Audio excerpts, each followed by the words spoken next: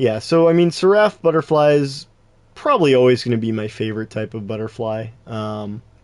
Just for sort of the story behind them for me. So where do I where I got to get a good looking one here.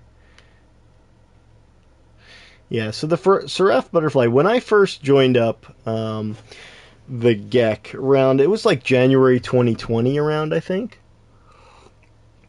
And I had found one of these. That was kind of early days.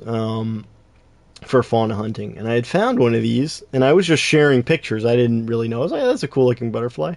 I shared a picture in the GEC channel, and people just flipped out. Like the enthusiasm was so great. Like people just hadn't seen it before. It was just butterflies then were a lot rarer. You had to find them on prehistoric planets.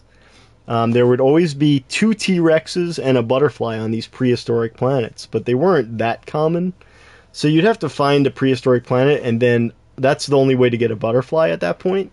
And then you'd have to get this type, and people just hadn't seen them.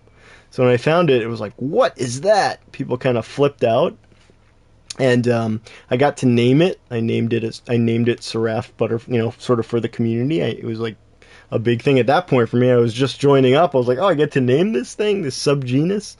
And yeah, I named it Seraph, like a six-winged angel. I just after the six wings. Another, I think it was Swamp Castle had suggested like scimitar after I had already named it, which is a pretty cool name given the shape of the wings. But either way, so there's the Seraph, and yeah, those will always like be special to me just because it was like the first kind of super rare thing at that point, sort of new thing I discovered, and people were just super psyched about it, and um, that was a great experience at that point.